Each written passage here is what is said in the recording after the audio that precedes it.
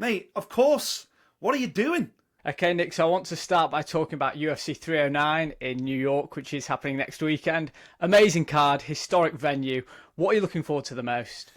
Um, Most of all, that's a good question. Obviously, these November Madison Square Garden events that the UFC have done the last few years, this fixture list has thrown up some of the best fights of the year. And he wasn't there last year, but he was there the two previous years. Michael Chandler has got this record at Madison Square Garden, first against Justin Gaethje, the fight of the year 2021, then against Dustin Poirier, potentially the fight of the year 2022. He wasn't there last year because he was waiting around for Conor. He's back this year against Charles Oliveira in a fight that is a repeat of what was a great fight first time around. So even though Jon Jones, the GOAT, is in the main event, I'm going to say the thing I'm looking forward to most is Michael Chandler back at Madison Square Garden, guaranteed highlight reel moment. It is good that you talk about that first because I feel as though that fight seems to be going under the radar a little bit. I don't know if it's because of the Conor McGregor and Chandler fight falling out or anything like that, but do you think there's a reason why it's not quite getting the recognition it deserves after that first fight was such a barnstormer? Yeah, I think it's probably down to the fact that, as you say, Chandler's sat out of the sport for an awful long time in the hope that he would get the Conor McGregor fight, and you kind of feel sorry for him, and maybe the traction's come off him since they did the tough season, so maybe he isn't generating as many highlights as headlines as he once was. Obviously Oliveira as well, incredibly, is coming off a 1-2, let's call it a skid, lost the title. Then he lost last time out against Arman Tsarukyan, so maybe the heat's not quite on both these guys. But also, you've got it in the factor in the Jon Jones effect. You know, Jon Jones is the greatest of all time. He's such a superstar that this show has been built around him for obvious reasons. He's taken on the most successful UFC heavyweight we've ever seen in Stipe Miocic. So even though for me it feels like a fight that's a little bit past its sell-by date in terms of both their careers, it's still a massive fight in terms of the legacy of both these fighters, on paper at least. So that's probably why everything else is kind of in the shadow of these two heavyweights. Yeah, and just before we do move on to that massive main event, with the Michael Chandler criticism, I do find it quite unfair because I think most people, had they been in that position, it's not as if he was just promised this fight 2 years down the line. It was arranged, then cancelled, then rearranged, and even so, Conor McGregor, say whatever you want, he's still the money fight in the organisation. Do you think the criticism of Chandler has been unfair? Yeah, of course, because there's not a single fighter in any weight division that wouldn't bite your hand off for the opportunity to fight Conor McGregor. And Michael Chandler came over to the UFC a few years ago, having defined his MMA legacy, if you like, albeit at the lesser promotion Bellator. But he was a three-time Bellator champion. He was the poster boy of Bellator, and he would forever have been discussed as one of the best featherweight lightweights in mixed martial arts history.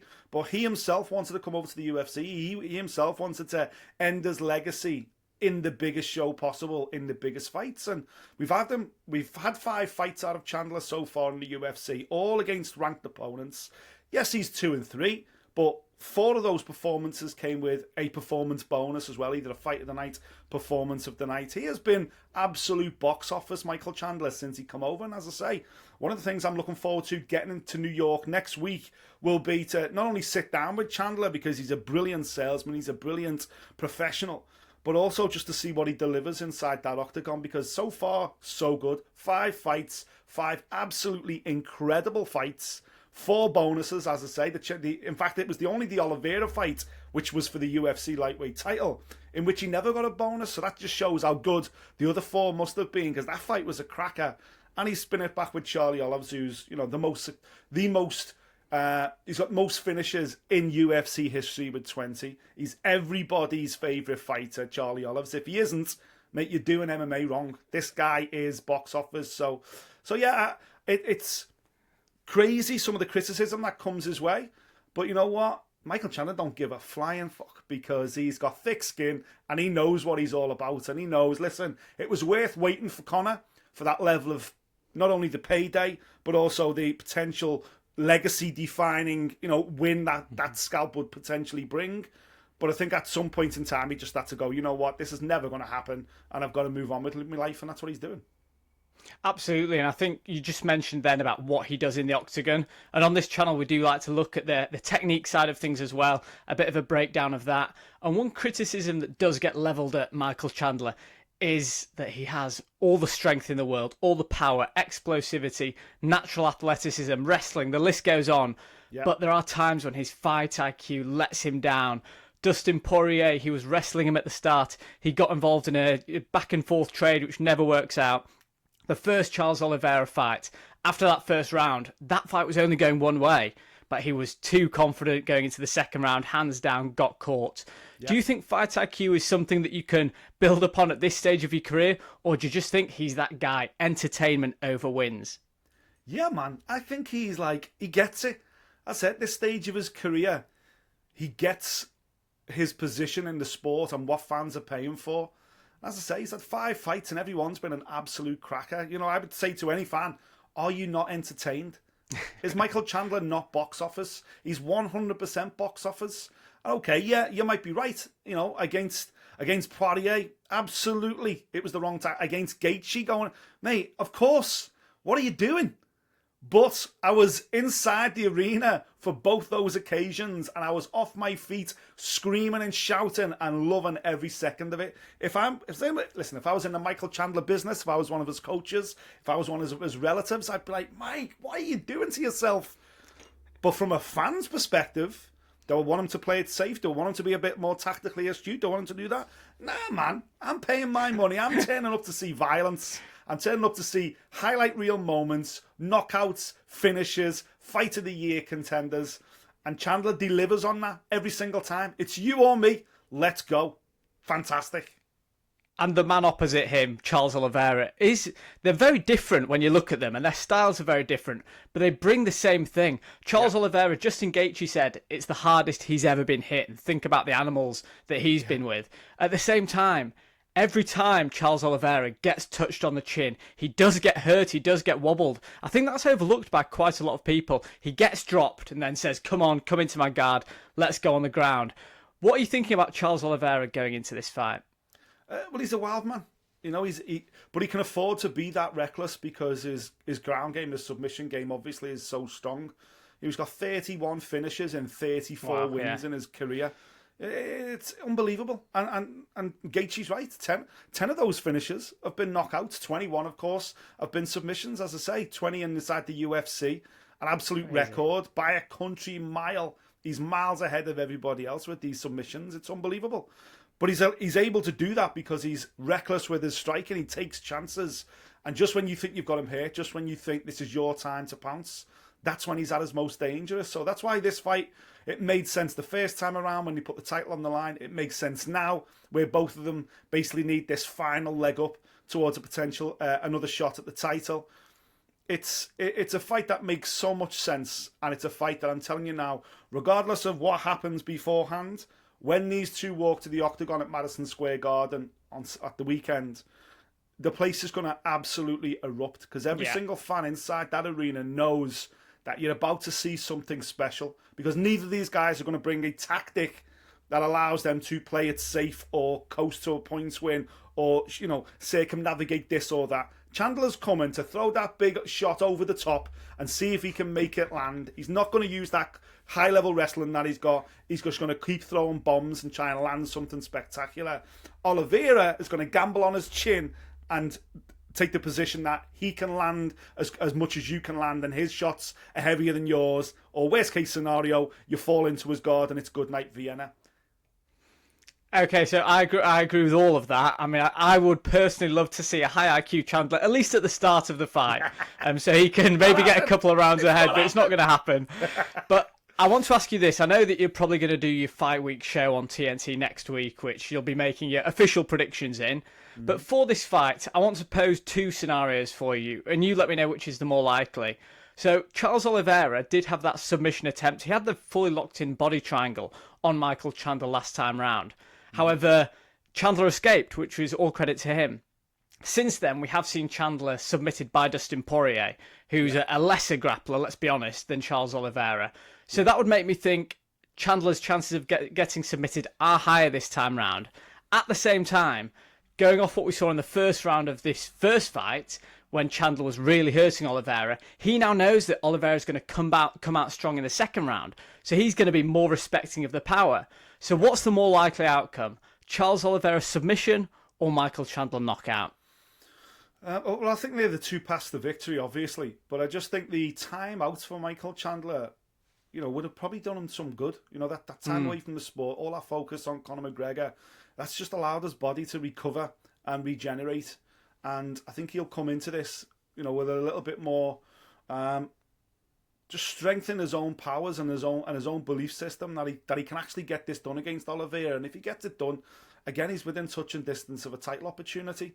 We're talking about Charles in a weird position where he's 1-3, 1-2 in his last 3 fights. And okay, he had that great win over Dariush right in the middle, but it kind of he exposed Dariush as not being one of the top guys in this lightweight division, and it looks like the end of Dariush in terms of him being any kind of title contender. But when he come up against Arman Tsarukyan, who I believe is probably the only man on the planet right now that could beat Islam Makhachev, that fight was so close. Don't forget that went to a split decision, man. That could have gone either way with Tsarukyan. I really rate Arman Tsarukyan, as I say. So Charles is far from done.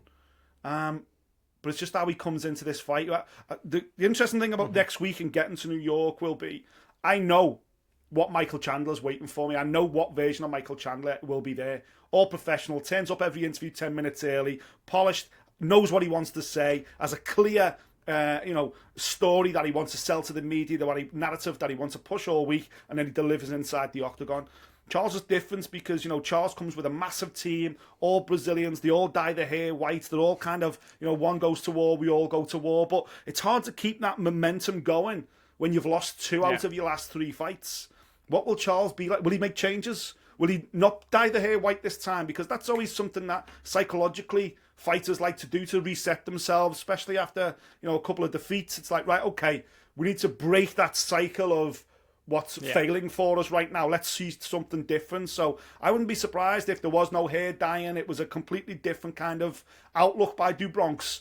Obviously, until we get inside the octagon, and then he will revert to type, and type has taken him an awful long way and brought him an awful lot of success. But mentally outside the octagon, fight week, I'm looking forward to seeing him, just to see where his head is at, because he is a veteran. He has been in the sport an awful long time. Both of them have. Whereas Oliveira's punched his UFC Hall of Fame ticket, Chandler isn't quite there yet, so they're both at unusual stages in their career. Do you think the winner gets a title shot? The winner's awfully close to a title shot, yeah, absolutely. Certainly if you're Chandler, I think the UFC may feel like they owe him something. Usually when tough coaches go head-to-head on a tough season, 99 times out of 100, they end up fighting each other at some stage down the line. They aren't able to deliver what Conor McGregor promised he would deliver, and that is standing across from Michael Chandler. So I feel the UFC a little bit like, we kind of owe Mike one. And I think if he comes through this, I wouldn't be surprised if the UFC have said, listen, you come through Oliveira, if you can get a win there, then we're going to get you the winner of Islam versus Tsarukyan. I agree completely. So moving on to the main event. Now, before we get into the X's and O's, there's been so much said about Jon Jones versus Stipe. A lot of negative, let's be honest. A lot of positive as well for people who've been following the sport for a long time. These are 2 legacy names in the sport. Now, one thing that we're not really hearing about Jon Jones because of the Tom Aspinall rise and everything like that is Jon Jones deserving of this fight, a legacy fight? The amount that he's done for the sport already. Do you think, if Messi or Ronaldo were given a game where just to show off their skills before they sail off into the sunset, no one would say anything? Why is it different when it's the greatest of all time in fighting? Yeah, I think right now, if is it the World Club Championships at the end of this season? And they're basically trying to orchestrate a situation where they can kind of bring, Ronaldo's Saudi Arabian team into the mix with Messi's Inter Miami team and somehow manipulate some fixtures. And, they think we're fucking daft. We can all see that a million miles away. So they're trying to orchestrate that. And I understand why they're trying to do that. The difference here is, imagine FIFA doing that, but orchestrating it as the Champions League final. So they go, well, forget about where Liverpool are at right now, or Man City, or even Real Madrid, or Barcelona. Forget about that. What we're going to do is, this Saudi team are going to play into Miami in the Champions League final, because we all want to see Ronaldo versus Messi one last time. For me, it's edging towards kind of that like realm. You know what I mean? Yeah. So, does it need a belt? Not really. I feel like I think most people with a set of eyes would judge that Tom Aspinall has proven himself as being the best heavyweight in the sport of mixed martial arts today because of his performances and the caliber of people who he's been beaten. But we're not there because Jon Jones obviously was able to come back. He was able to pick up the vacant title against Cyril Gane in a very uncompetitive fight, which we kind of thought it was going to be. And, Jon used his skill set, which Cyril Gane is lacking in, to expose Cyril Gane and pick up the belt. And then the UFC have afforded them this opportunity to take on Stipe Miocic. We understand why they're doing it because they're kind of giving Stipe the opportunity to, face off against the GOAT. They're giving the GOAT the opportunity to cement his legacy by defeating the most successful UFC heavyweight in history. Yeah. So I get why they're doing it. It just doesn't feel right because there's an elephant in the corner called Tom Aspinall that most feel would kick both their asses on the same night. So it's kind of like I don't remember ever being in a position like this with the UFC before in all the years I've been watching it and covering it, where I feel like we've got two guys going for the belt and all this legacy talk and GOAT talk and pound for pound talk and everything else, when quite clearly there's a guy outside the octagon that's better than both of them. That's right, and those are the three names, right? Jon, Tom and Stipe.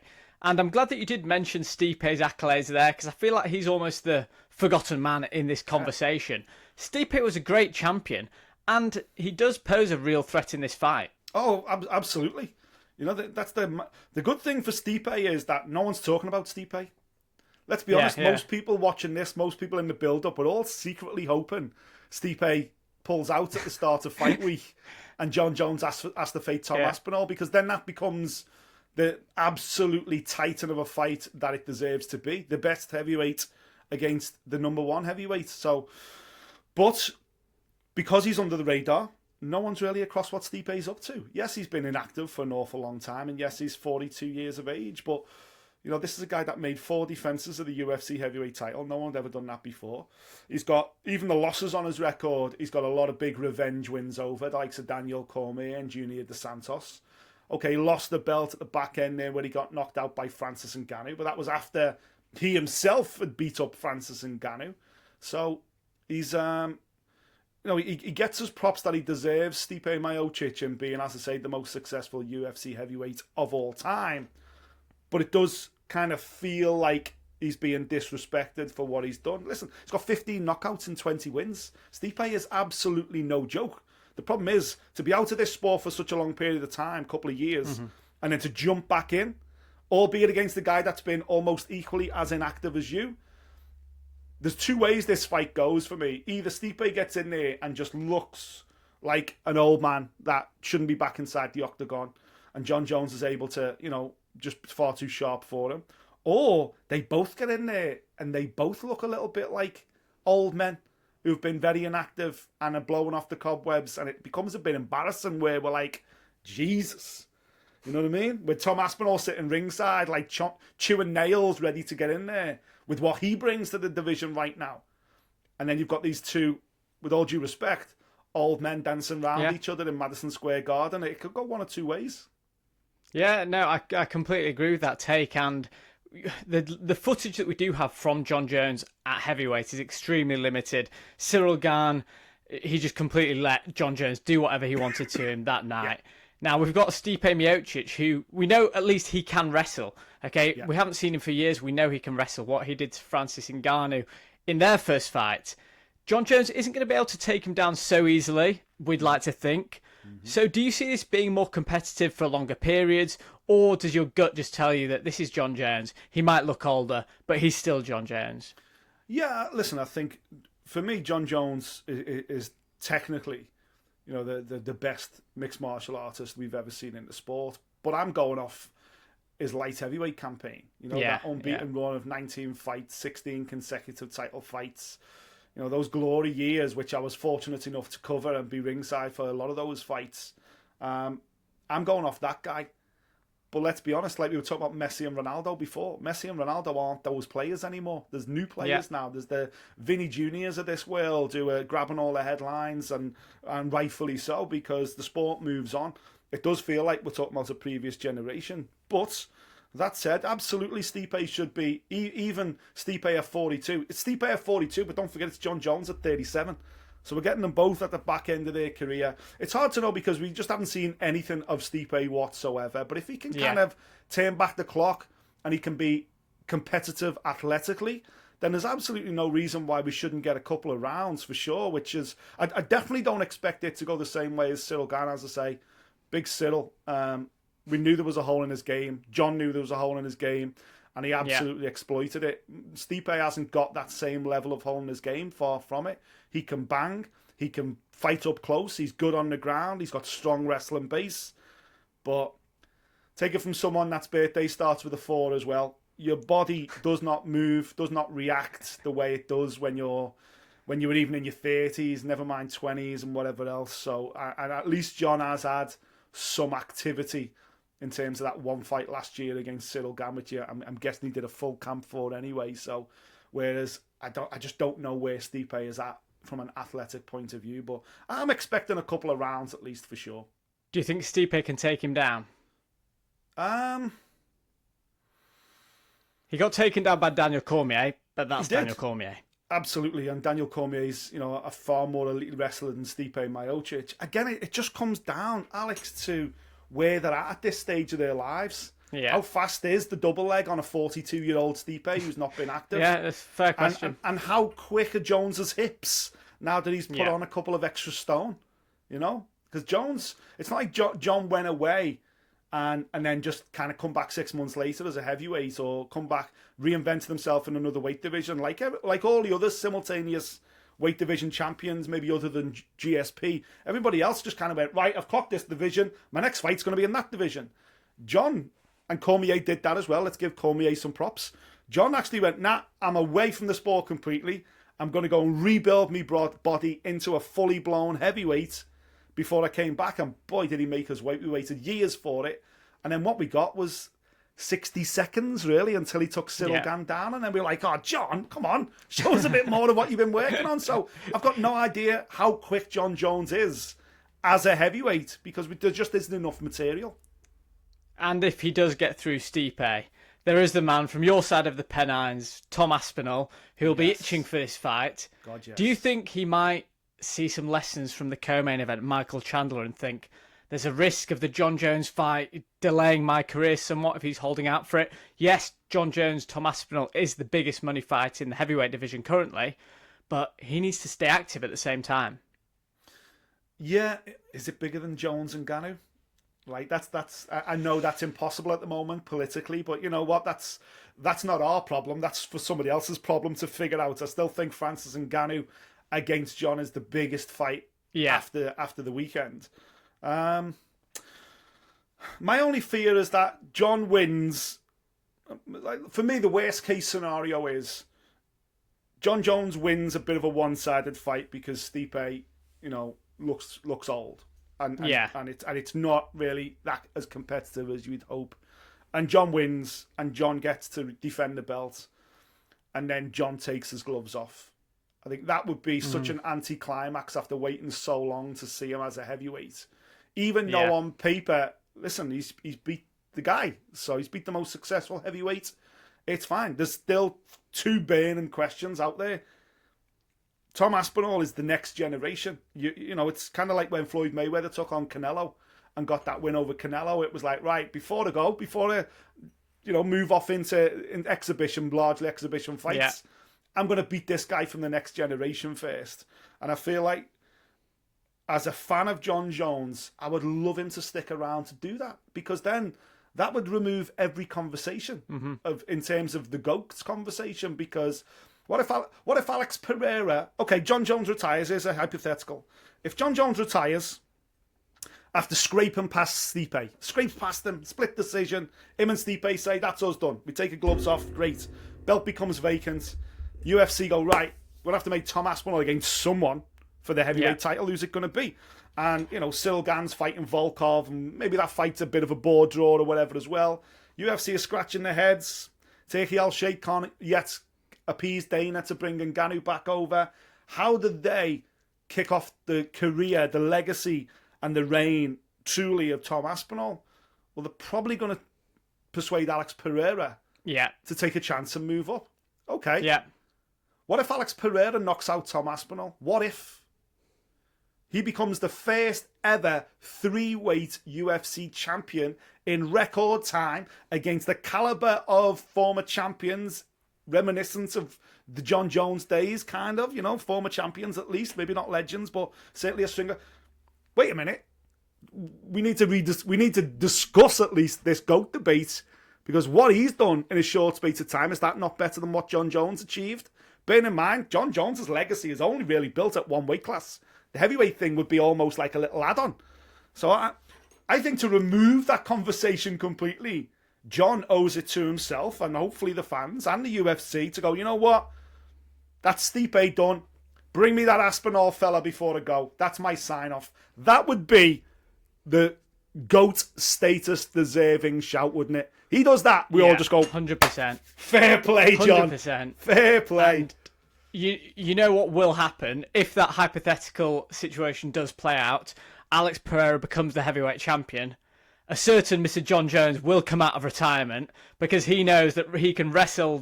He's naturally they'll be similar size. He would come out of retirement for that fight. Jon Jones's legacy is a tricky one because I feel as though he's looking at it from a more long-term perspective. If you think about, say, Canelo and the Triple G fights, those first two fights were really close, arguable either way. 10, 15, 20 years' time, all you'll see are the wins and the draw on Canelo's record. Do you think Jon Jones is doing something similar? At the time, you think, he's avoiding Ngannou, he's avoiding Aspinall. In a few years' time, nobody's going to remember these guys that I avoided. They're just going to see the undefeated record. Do you think that could be playing a part? I think so. He's at the stage of his life now where he took the chances. He took the gamble fights at light heavyweight during his reign, and he took on all these legends, as I say, and beat them at their own game. And we've all read the stories of Jon, and we're all aware of the turbulent lifestyle that he led outside of the octagon. And maybe that was part of his genius. That was part of the reason why, what made him so special is this attitude that he had in his personal life, in his recreation time, that kept him on the edge. He's like just a complete wild man. But inside there, every inside the octagon, everything made sense. The back end of his light heavyweight reign, there's a couple of points decisions there that people would go, ooh, did he win that?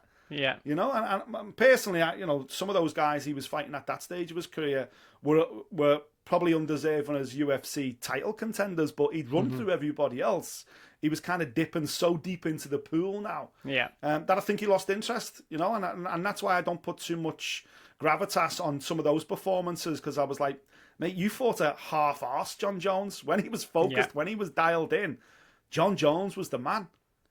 But then, if he doesn't fight Aspinall, if he doesn't fight this next generation, if he does retire after beating Stipe, then for me, there needs to be a question mark over that kind of desire to leave a legacy rather than hold on to something and go, well, Dana keeps saying I'm on the GOAT. Well, remove all doubt. Muhammad Ali is the greatest of all time in boxing, but not only because of his performances inside the ring and the comebacks, the losses, the setbacks, the comebacks, everything else, and Rumble in the Jungle and all these iconic moments when he was supposed to lose or he did lose and what he did when he came back from it. But it was also his impact on the sport in the mainstream. He took boxing, from the small column inches to back page news to front page news. He crossed over culturally and made boxing a bigger sport.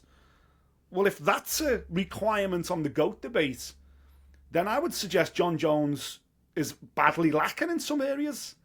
You could because he's got nothing but negative press. There's been nothing positive from his reign, really. Except from maybe expanding the minds of young fighters to go, wow, look what's achievable, look what's available. If you look at other fighters like Ronda Rousey, who absolutely changed the face of the sport by becoming the first UFC women's champion and encouraging girls across the globe to go, oh, women in UFC now, Ronda's my inspiration, I'm going. Fucking hell, 80% of the female fighters I interview in the UFC these days, when you ask them their backstory, 80% of them will go, I seen Ronda Rousey in the UFC, and that moment I was like, that's my career. So Ronda deserves so much status because of that. And then you start going, well, look at what Conor McGregor did then. There's a whole generation of fans and young fighters that are only at this sport because they saw Conor McGregor cross over into the mainstream, made mixed martial arts, established mixed martial arts as a prime time sport. One of the reasons why it's overtaken ice hockey in the US to become one of the big four sports, one of the primary reasons is Conor McGregor. So it's absolutely huge, And as I say, for me, Jon is still the GOAT because of those achievements at light heavyweight. But if he sticks around to beat Tom, I will never, ever have a conversation debating otherwise. If he doesn't, I think the door stays ajar and maybe the GOAT isn't even in the sport yet. But just to end on then, Nick, I do want just to talk about Tom Aspinall, of course, because he's the third man in this conversation. Now, Tom Aspinall, we spoke about the risk of him waiting for a Jon Jones fight. We also know that fighters do like to have their careers made up of little goals that they work towards and then achieve, and then big goals that they work towards and achieve. Once Tom Aspinall heard that Jon Jones was moving up to heavyweight, his goal must have been, or one of his goals must have been, to beat the consensus greatest of all time.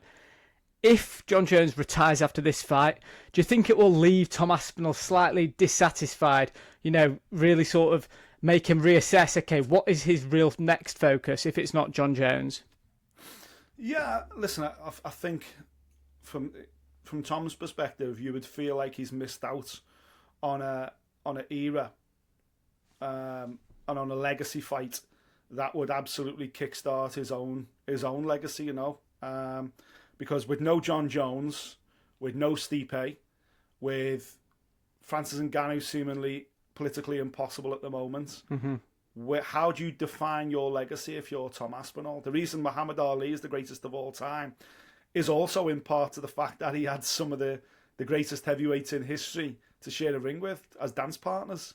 So he was in a golden age of the heavyweight division. Right now, the heavyweight division outside of those top three doesn't look like the golden age, which is why obviously we're talking about Alex Pereira coming through. The leading lights below Tom, he's kind of beaten them now. He's beaten the Blades and the Pavloviches and the Tyboras and the Volkovs of this world. He's beaten them all, and he's beaten them all in style. He's beaten everybody via first round finish. The only one that went the distance, went 2 rounds with him was Andrei Arlovsky. So for Tom, it feels like, well, that would be the first conversation. Okay, well, you said Jon and Stipe were going to stick around if they do retire this weekend. How do I define my UFC reign and my UFC legacy with the quality of opposition that's around me right now? And that would be difficult for him. And it may well lead him to, I don't know, try his hand at boxing or something. I don't know. It'd be so difficult for Tom not to have that showdown with Jon Jones, because I feel like he has been working towards that for such a long time. It's never been off the table from Jon Jones, but he's never really gravitated towards it either. All will be clear on Saturday night, I feel. All will come clear at Madison Square Garden. If Jon Jones gets his hand raised, and then Jon Jones gets on that microphone and calls out Tom Aspinall, then 2025 is going to be absolutely incredible for the UFC in this heavyweight division.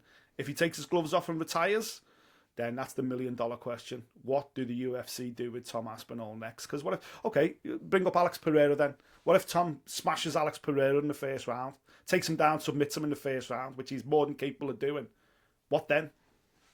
Where's the heavyweight then? Where's the challengers then for Tom Aspinall? So it's going to be an interesting period. It's definitely a heavyweight division in transition right now. And right now, the transition is headed up by a guy that looks and moves and has potentially got the skill set that of no heavyweight we've ever seen in the history of the sport before. But he needs dance partners, man.